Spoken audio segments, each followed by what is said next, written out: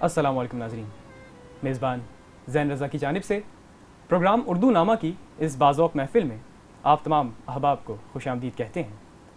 मुअज़्ज़ज़ सामीन, हर कौम के दरमियान कुछ ऐसे अदबी सितारे मौजूद होते हैं जो अपने अल्फाज के ज़रिए लोगों को ना सिर्फ़ अपना मद्दाह बना लेते हैं बल्कि एक मुस्बत पैगाम उनके दिलों में छोड़ देते हैं। उर्दू इस्तिलाह में ऐसे लोगों को मुक़र्रिरीन कहा जाता है। इनकी ज़बान की गिरह खुलना ही काफ़ी होती है किसी करारदाद को अपने नाम या अपने हक़ में करने के लिए। ऐसी ही एक शख्सियत आज हमारे दरमियान मौजूद हैं। आप ना सिर्फ़ एक मुक़र्ररा हैं बल्कि बेशतर तकरीरी मुकाबलों में बतौर मुनसिफ़ा भी अपने फ़राइज़ सर अंजाम दे चुकी हैं। आप बोल के लब आज़ाद हैं तेरे, शान रमज़ान और इसके साथ साथ दीगर तकरीर मुकाबलों में हिस्सा ले चुकी हैं और टॉप 15 HEC का जो मुकाबला होता है तकरीर मुकाबला, उसमें भी आप टॉप 15 आ चुकी हैं। हमारे साथ मौजूद हैं कराची से आई हुई मेहमान डॉक्टर उम्मे फरवा साहिबा। क्या हाल है, खैरियत से हैं आप? अस्सलाम वालेकुम। प्रोग्राम का बाकायदा आगाज़ करते चलते हैं क्योंकि आप एक मुनसिफ़ा भी हैं। बेशतर मुकाबलों में आप बतौर मुनसिफ़ा अपने फ़राइज़ सर अंजाम दे चुकी हैं। मुझे ये बताइए, आप सुनती हैं तकरीर मुकाबले, जो नई आने वाली नस्लें हैं, नौजवान नस्ल उनको सुनती हैं, क्या आप उनमें देखती हैं उनका तलफ़्फ़ुज़, उनकी अदायगी कदरे बेहतर है पुराने आने वाले मुकर्रिरीन के मुकाबले में?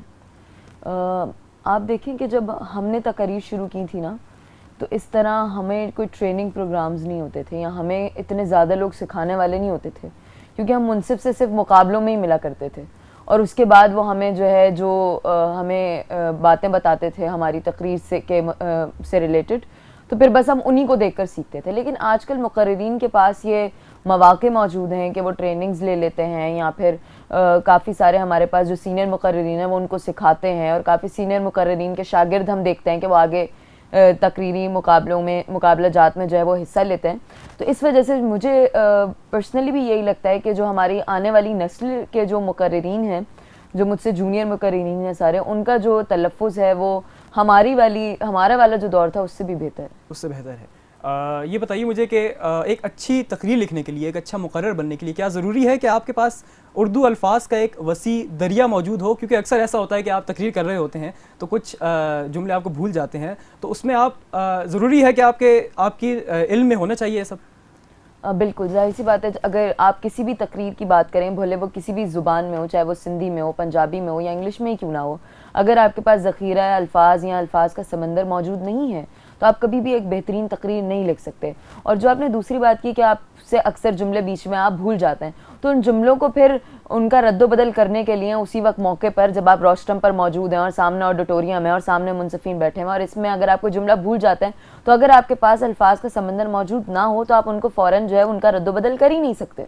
तो इसीलिए आपके पास अच्छी उर्दू का कि बहुत ज़्यादा अल्फाज और अच्छी उर्दू आपको पढ़ना चाहिए मुसलसल उसके लिए, और अच्छी उर्दू लिखनी भी चाहिए मुसलसल।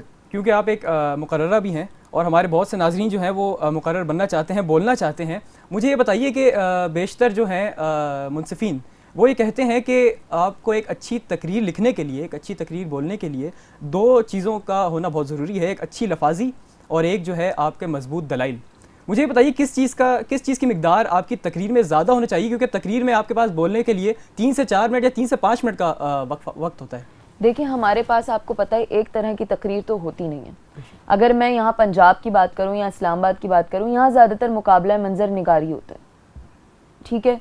तो मंजर निगारी में आप मंजर निगारी करते हैं और रेट्रिक का जो हमारे पास एक जो वो है ना, रेट्रिक बनाते हैं आप, मंजर निगारी में ये होता है। जबकि अगर आप तकरीरी मुकाबलों की बात करें तो वो कराची में ज़्यादा होता है। तो तकरीरी मुकाबलों में मंजर निगारी हो या ना हो ये मैटर नहीं करता, उसमें फिर ये बात जो है वो काबिल गौर होती है कि तकरीर आया जज्बाती थी या नहीं, या तकरीर में जोश था या नहीं, या वलवला था या नहीं। लेकिन अगर मैं इसी तरह मुबाहिसों की बात करूँ जिसमें हमारे पास एक 1-to-1 मुबाहिसे आ जाते हैं और पार्लियामेंट्री मुबाहिसे आ जाते हैं, तो फिर उनमें आपके पास जो आप बोल रहे हैं उसमें फैक्ट्स एंड फिगर ज़्यादा होने चाहिए। जबकि अगर हम डेक्लेमेशंस की बात करें, मंजर निगारी की बात करें, मुकाबला मंजर निगारी की, तो फिर उसमें अच्छी पिक्चराइजेशन पे मुनसिफ़ीन जो है वो नंबर देते हैं। लेकिन उसके बाद फिर वो ये फिर आप में उसमें फैक्ट्स एंड फिगर्स आपको बताने पड़ते हैं। तो ये वेरी करता है कि आप बोल कौन सी तरह की तकरीर रहे हैं, आप तकरीर बोल रहे हैं, मंजर निगारी बोल रहे हैं, या फिर मुबाहिसा बोल रहे हैं, पार्लियामेंट्री बोल रहे हैं, क्या बोल रहे हैं आप। तो वो उससे वेरी करता है कि आपकी तकरीर में क्या ज़्यादा होना आपने कराची की बात की, कराची के तकरीरी मुकाबलों की बात की, तो आप माशाल्लाह वहाँ भी बतौर मुनसफ़ा अपने फ़राइज़ सर अंजाम दे चुकी हैं, यहाँ भी दे चुकी हैं और मुख्तलिफ शहरों में दे चुकी हैं। क्या कोई फ़र्क आपने देखा वहाँ की बोल चाल में, तकरीरी मुकाबलों की बात कर रहा हूँ, उनके अंदाज़ में और यहाँ के अंदाज़ में? जी बहुत ज़्यादा फ़र्क है। कराची के जो मुकर्रीन हैं, हमारा जो अंदाज़े गुफ्तगू है या जो अंदाज़े तकरीर होता है वो बहुत तेज़ होता है, जबकि जो पंजाबी मुकर्रीन होते हैं या फिर हमारे पास पंजाब के, लाहौर के, इस्लामाबाद के, इवन पेशावर, कोयटा के मुकर्रीन, इनका अंदाज़ बहुत जो है ना ये रुक के और अब आराम से तकरीर करते हैं। तो एक बात है कि वहाँ कराची में शोला बयानी को जो है ना वो ज़्यादा आगे बढ़ाया जाता है, जबकि यहाँ पर क्या है, यहाँ पर आपकी जो रेटरिक है ना उसको ज़्यादा देखा जाता है लाहौर में ना। तो यहाँ का जो इस्लामाबाद वगैरह के मुकर्रीन हैं उनकी तकरीरों में बहुत ठहराव होता है और वो हल्के हल्के बोलते हैं, जबकि कराची के मुकर्रीन बस फ़ौरन जल्दी जल्दी जज्बातियत, शोला बयानी। तो मैंने जब ऑल पाकिस्तान मुकाबले बोलना शुरू किए थे तो मुझे शुरू में बड़ी स्ट्रगल करनी पड़ी थी, क्योंकि हमारा अंदाज़ यहाँ पे मुनसिफिन को पसंद नहीं आता जो यहाँ के मुनसिफिन हैं। तो फिर जब मैंने यहाँ के मुकाबले बोले हैं, जैसे UF बोला है मैंने, GC बोला है और जो है किंग एडवर्ड बोला है, तो UCL बोला है, तो फिर यहाँ के जब मैं मुकाबले में आई तो फिर मैंने अपना अंदाज़ को तब्दील किया और अपने अंदाज़ में वो ठहराव पैदा किया, क्योंकि फिर आपको ना मुनसिफिन के हिसाब से अपना अंदाज़ गुफ्तगू तब्दील करना पड़ता है तकरीर। यानी एक खासा फ़र्क है, बहुत ज़्यादा फ़र्क है, बहुत ज़्यादा फ़र्क। उर्दू ज़बान के ज़वाल की अगर कुछ बात करूँ मैं, उर्दू जिसे उर्दू मोहल्ला कहा जाता था, उर्दू जब बोली जाती थी तो उससे आपका अखलाक ज़ाहिर होता था, आपकी तरबियत ज़ाहिर होती थी। क्या समझती हैं जिसे उर्दू मोहल्ला कहा जाता था, आज जो ज़वाल का शिकार है, क्या वजूहात है इसके पीछे? अनवर मसूद साहब कहते हैं कि बच्चों ये सबक आपसे कल भी मैं सुनूंगा, वो आंख नरगिस की जो हरगिस नहीं रोती, अनका है वो तायर जो दिखाई नहीं देता, उर्दू वो ज़ुबान है जो नाफिज़ नहीं होती। क्या यही यही वजह है आपके नज़दीक भी कि कभी नाफिज़ ही नहीं हुई ये ज़बान? वो शायर कहता है कि सलीके से हवाओं में जो खुशबू घोल सकते हैं, अभी कुछ लोग बाकी हैं जो उर्दू बोल सकते हैं। तो देखिए हमारे पास, आपको पता है कि हमारा मुआशरा ऐसा है कि हमारे यहाँ अंग्रेज़ी ज़ुबान को ऑफिशियल ज़ुबान कहा जाता है, या उसको ज़्यादा जो है तरजीह दी जाती है बाकी ऑफिशियल मामलात में। या फिर आप लोगों की भी बात करें ना तो लोग बड़े कूल होते हैं, ओहो हमसे तो उर्दू बोली नहीं जा रही, हमसे तो प्रोनाउंस ही नहीं हो रहा, ये क्या वर्ड लिखा है, ये क्या लफ्ज़ है, and they think that this is cool. उनको लगता है हम बहुत कूल हैं। अगर आपको अपनी मादरी ज़बान नहीं आती तो बहुत माज़रत के साथ आप कूल नहीं हैं, या आपकी कम इल्मी है और कम फहमी भी है साथ साथ कि आपको उस पर अबूर हासिल नहीं है। तो हमारे यहाँ पे जो सबसे बड़ा किरदार है वो मैं समझती हूँ कि हमारी नौजवान नस्ल का है, क्योंकि आपने देखा है जिस तरह आप माशाल्लाह, आपको मैं इस बात पर जो है अप्रिशिएट करूँगी कि आपने जो है एक प्रोग्राम उर्दू नामा के साथ शुरू किया और आपकी एक छोटी सी काविश है कि हम जो है वो उर्दू के लिए कुछ करें। लेकिन हमारी जो यंग जनरेशन है, जो नौजवान नस्ल है, वो इस तरह नहीं सोचती। अब कोई आपको उर्दू के लिए काम करता हुआ नहीं नज़र आएगा। या फिर ब्लॉगर्स की बात करूँ तो कोई ब्लॉगर उर्दू में ब्लॉग्स तक नहीं लिखता। बहुत कम ब्लॉगर हैं जो उर्दू में ब्लॉग्स लिखते हैं। जो हमारी यंग जनरेशन के ब्लॉगर्स हैं उनकी बात कर रही हूँ, जो हमारे असातिज़ा हैं वो तो जाहिर सी बात है उर्दू में लिखते हैं। या इसी तरह आप फेसबुक पोस्ट देखें, सिर्फ उर्दू मुकर्रीन ही आपको उर्दू में पोस्ट लगाते हुए नजर आएंगे, और जो बाकी लोग जो नहीं लगाते उर्दू में वो उर्दू पोस्ट पढ़ेंगे भी नहीं। ठीक है, इस तरह होता है। और उर्दू पोस्ट शेयर भी नहीं करेंगे कि पता नहीं मेरी फ्रेंड लिस्ट क्या समझेगी, ये तो उर्दू पोस्ट शेयर कर रहे हैं। तो मुझे लगता है कि इसमें सबसे बड़ा किरदार हमारी नौजवान नस्ल का है और हमारे कहीं ना कहीं हमारे स्कूल्स का भी है। आप देखते हैं स्कूल में आप उर्दू में बात करें तो टीचर फ़ौरन कहती है कि आप पे 100 रुपये का फ़ाइन लगेगा, please speak in English, please speak in English. जबकि मैं ये समझती हूँ कि आपके स्कूलों में पहले आपकी तरजीह उर्दू होनी चाहिए, आपके स्कूलों में भी, और हमारे सिस्टम में ऐसा होना चाहिए। अब जाहिर सी बात है ये स्कूल खुद से तो नहीं करते ना, हमारा उनको एक सिस्टम दिया गया है, वो तो उसको ही फॉलो करेंगे। लेकिन हम ये देखते हैं कि हमारे स्कूल्स में यही जो है वो रिवाज राइज है कि भाई आप जो है वो speak in English always. I am not saying that you should not speak in English, you should speak in English as well. आपको दोनों जुबानें आनी चाहिए, लेकिन फिर बराबरी की बुनियाद पर अपनी जुबान पे गिरफ्त होनी चाहिए। अपनी जुबान पर आपको गिरफ्त होनी चाहिए, आप किसी और जुबान फौकियत ना दें, और आपको गिरफ्त होनी चाहिए। आप और जुबानें सीखें, इसमें कोई मसला नहीं है। जैसे मुझे बहुत ज़बानें सीखने का शौक है, तो मैं थोड़ी बहुत पश्तो भी बोल लेती हूँ, सिंधी भी बोल लेती हूँ, पंजाबी भी थोड़ी बहुत मुझे आती है, थोड़ी सी फारसी, थोड़ी सी अरबी, तो मुझे शौक है। लेकिन मैं कभी भी उर्दू पर किसी और जुबान को तरजीह नहीं दूंगी। तो ये हमारी नौजवान नस्ल को चाहिए कि वो उर्दू पढ़ना शुरू करे, उर्दू लिखना शुरू करे, और फिर उर्दू की अगर कोई भी कोई बात करता है तो फिर उसको आगे बढ़ाना शुरू करे। नौजवान नस्ल की आपने बात की, तो क्या इक़दामात नौजवान नस्ल, क्योंकि नौजवान नस्ल कहते हैं कि वो जो है कौम का सरमाया होती है, बिल्कुल ऐसे, तो क्या इक़दामात नौजवान नस्ल कर सकती है? एक छोटा सा इक़दाम भी अगर हम करें, क्योंकि कहा जाता है कि रात जितनी भी अंधेरी हो उसमें एक छोटा दिया भी जला दें तो आप अपना हक अदा कर देते हैं। क्या इकदाम आप समझती हैं इसके अलावा हम नौजवान नस्ल कर सकते हैं इस सिलसिले में? देखिए, बहुत सारी चीज़ें जो हम कर सकते हैं, जिसमें कि सबसे पहले तो उर्दू की लिखाई है। ठीक है, हम ये देखते हैं कि हमारे यहाँ लिखने वाले लोग कम हो गए उर्दू के ना, उर्दू के नसर लिखने वाले स्पेशली। माजरत आपकी बात काट रहा हूँ, बहुत से ऐसे नौजवान भी मैंने देखे हैं कि बहुत माजरत के साथ जिनको उर्दू पढ़ना तक नहीं आती, मतलब उर्दू रोमन लिखना शुरू हो जाते हैं वो, लेकिन उर्दू पढ़ नहीं सकते। ही है, बिल्कुल ऐसा नहीं। इवन आप लोगों की बात करें तो उनके फ़ोन में जो है इंग्लिश कीपैड होगा, उर्दू कीपैड नहीं होगा। जबकि जैसे हम लोग जो मुकर्रिरीन हैं तो हमारा कीपैड उर्दू में होता है और ज़्यादातर हम उर्दू में ही मैसेजेस भी उर्दू में ही कर रहे होते हैं ना। लेकिन हमारे यहाँ जो खैर ये है कि हमारे यहाँ काफ़ी ज़्यादा हमारे पास शायर मौजूद हैं और शायर अपना काम मुझे लगता है बहुत अच्छे से अंजाम दे रहे हैं अभी भी उर्दू की फ़रोग के लिए। लेकिन हमारे पास नसर लिखने वाले अब कम हो गए हैं। आप देखिए, कोई नौजवान राइटर हमें नसर लिखने वाला आजकल नज़र नहीं आता, जो बिल्कुल नौजवान हो। हमारी जनरेशन की बात कर रही हूँ, जो हमसे पहले वाली जनरेशन है उनमें तो फिर हमें लिखने वाले मिल जाते, लेकिन बिल्कुल जो हमारी, मेरी और आपकी वाली, हमारा वाला जो हम जनरेशन है, इसमें हमें कोई उर्दू नसर बेहतरीन लिखने वाला नज़र नहीं आता। तो हमें ये चाहिए कि एक तो हम उर्दू को इस तरह फ़रोग दें, और अगर कोई लिखना चाहता है उसको, तो हम उसको अप्रिशिएट करें, उसके काम को शेयर करें। ठीक है, क्योंकि आपको पता है कि जहाँ लिखने वाले कम होते हैं फिर आपको हर किसी को अप्रिशिएट उसके लेवल पे करना पड़ता है। एक तो ये बात है। फिर ये है कि कोशिश करें, जो हमारे पास ब्लॉगर्स हैं, हमारे यंग ब्लॉगर्स जो हैं स्पेशली, मैं उनको यहाँ पर ये बोलना चाहूँगी कि आप इंग्लिश में ब्लॉगिंग करते हैं और सब आपके ब्लॉगर्स बहुत मशहूर हैं। कुछ ब्लॉगर्स आपको भी पता है हमारे इंग्लिश में, स्पेशली फैशन ब्लॉगर्स की बात करें या आप हेल्थ ब्लॉगर्स की बात करें तो, या फिर आप करंट अफेयर्स के जितने ब्लॉगर्स हैं हमारे पास काफ़ी बहुत मशहूर है, लेकिन वो सिर्फ इंग्लिश में ही बात करेंगे, इंग्लिश में ही ब्लॉगिंग करेंगे। मैं जानती हूँ, क्योंकि उनको लगता है कि अगर वो उर्दू में करेंगे तो उनकी ऑडियंस वो कम हो जाएगी। लेकिन मैं ये समझती हूँ कि उनको उर्दू में भी अगर वो 10 ब्लॉग लिख रहे हैं तो उसमें से कम 2 आप उर्दू में तहरीर करें। ठीक है, ताकि आप जो है वो लोगों को उर्दू की तरफ भी वो करें। और फिर इसमें एक किरदार हमारे असातिज़ा अंजाम दे सकते हैं अपनी क्लासेस में, कि वो उर्दू में कोई ना कोई बात, उर्दू में कोई ना कोई चीज़ जो है वो शेयर करें या बच्चों को बताएं। क्योंकि आपने देखा है कि यूनिवर्सिटी में, जब आप यूनिवर्सिटी लाइफ में आते हैं तो Urdu as a bachelor's degree तो आप करते हैं, लेकिन अगर फॉर एग्जांपल मैंने MBBS किया है तो मेरे उन 5 सालों में उर्दू ज़ुबान नहीं थी एज अ सब्जेक्ट। ठीक है, या अगर हम इंजीनियरिंग की बात करते हैं तो उसमें एज अ सब्जेक्ट उर्दू हमारे पास मेजॉरिटी जगहों पर नहीं होती। ठीक है, बहुत ही हमारे कम बैचलर्स प्रोग्राम ऐसे हैं जिसमें उर्दू एज अ लैंग्वेज पढ़ाई जाती है। सिवाय उर्दू की में अगर कोई बैचलर्स करें या उर्दू में कोई मास्टर्स करे, उसके अलावा उर्दू कोई पढ़ता ही नहीं है। तो मैं समझती हूँ कि हमारे यूनिवर्सिटी के स्टूडेंट्स में भी उर्दू का सब्जेक्ट होना चाहिए। क्योंकि देखिए ना, आप कॉलेज और उसका जो अरसा होता है स्कूल में, तब तक हम इतने नहीं होते, इतने फहम वाले नहीं होते कि हम हमारे जो पुराने इतने खूबसूरत शायर गुजरे हैं, इतने खूबसूरत लिखने वाले गुजरे हैं, हम उनको उस दौर में समझ सकें।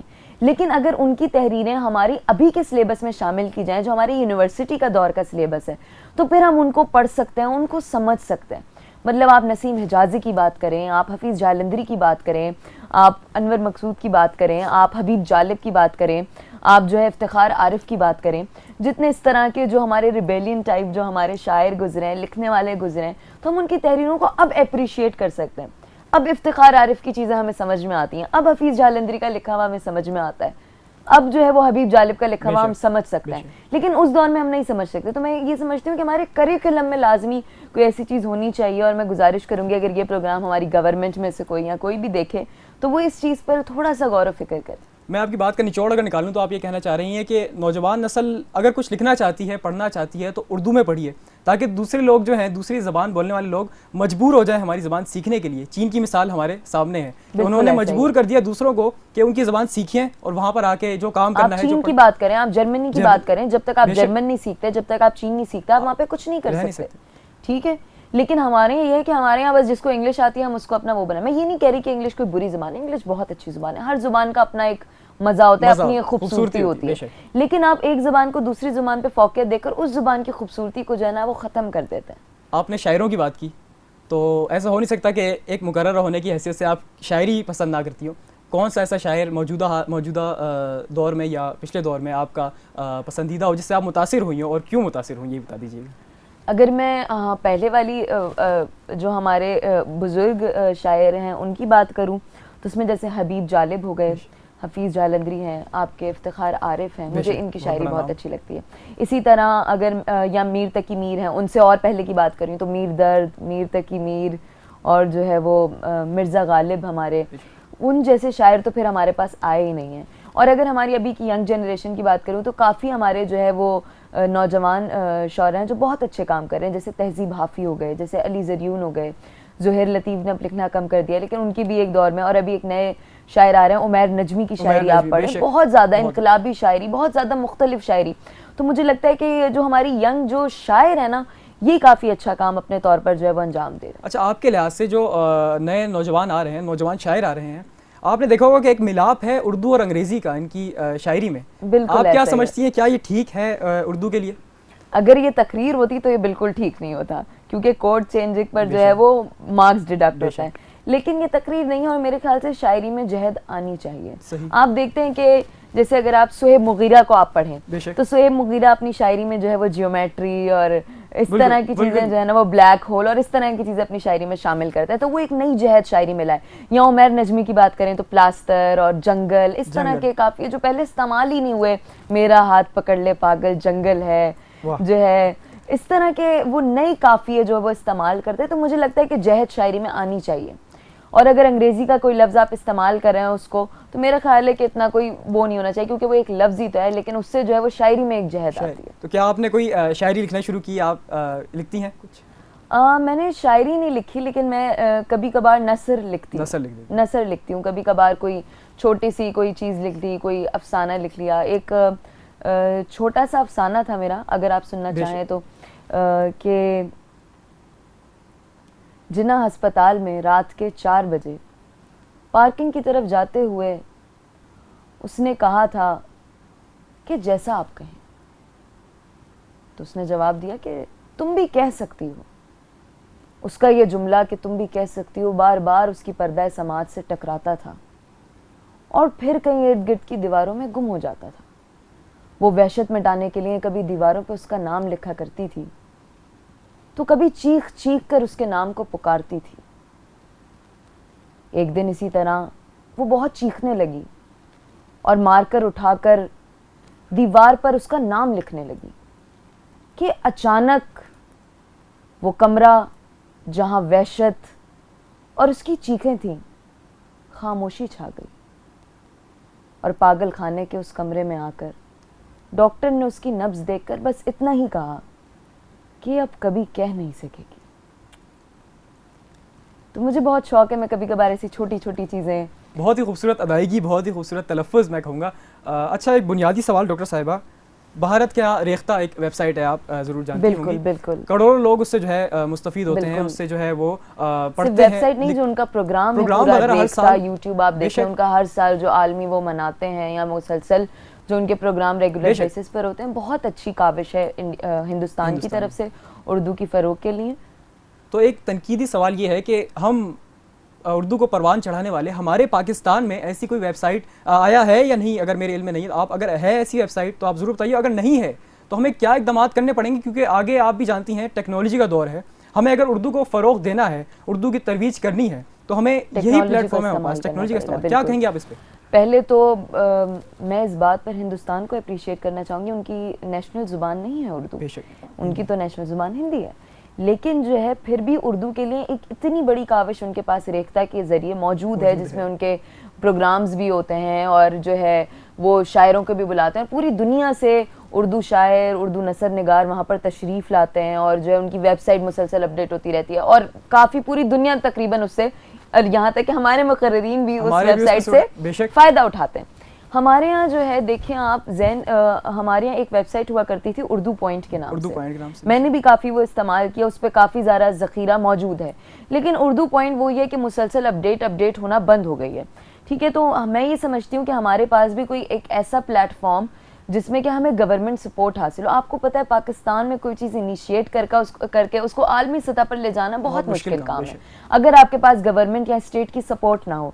तो मैं ये गुजारिश करूँगी कि हमारे गवर्नमेंट इदारे अगर इस बात को देख रहे हैं, हमारे जो कल्चरल इदारे अगर वो इस बात को सुन रहे हैं अभी, तो वो जो है इस पर थोड़ी कोशिश करें, कोई एक ऐसा प्लेटफॉर्म क्रिएट करें जिस पर पाकिस्तान के तमाम शौरा, पाकिस्तान के तमाम बोलने वाले, पाकिस्तान के तमाम लिखने वाले, पाकिस्तान के तमाम शायर जमा हो सके एक प्लेटफॉर्म पे, जहाँ पे उनका मवाद डाला जा सके। अब चाहे वो वेबसाइट की शक्ल में हो, या फिर चाहे वो किसी आलमी प्रोग्राम की शक्ल में हो, या फिर वो किसी और इनिशिएटिव की शक्ल में हो, तो मैं ये समझती हूँ कि वो भी एक ऐसी वेबसाइट या ऐसा कोई ज़रिया बनाएं जिससे पूरी दुनिया फिर हमारी भी जो है हमारे भी उर्दू के जितने बोलने वाले, लिखने वाले, पढ़ने वाले हैं, उनको भी जो है हम आगे पहुंचा सकें और हमारी उर्दू भी जो है वो लोग पूरी दुनिया में जो है वो उससे मुस्तफ़ीद हो सके। बहुत बहुत शुक्रिया डॉक्टर फरवा साहिबा, आप हाजिर हुई, आपने वक्त निकाला, कराची से खुसूसन आप आई, और बहुत शुक्रिया, आपके बुलाने का शुक्रिया। बहुत बहुत शुक्रिया। नाज़रीन कराम, हमारी गुफ्तगू का निचोड़ ये है कि हमें अपनी नौजवान नस्ल में ये शौक़ पैदा करना होगा तकरीरों का, और हमारी तालीमी इदारे जो हैं उन पर लाजिम है कि ऐसे मुकाबले, तकरीरी मुकाबले जो हैं उनका इनेकाद करें ताकि नौजवान नस्ल में ये शौक़ पैदा हो और सबसे बढ़कर ये उनमें हुनर आए, इस हुनर से आशना हो कि अपनी बात एक मुस्बत पैगाम लोगों के दिलों में कैसे उतारनी है। इसी के साथ साथ हम चलते हैं शान सुखन की जानिब।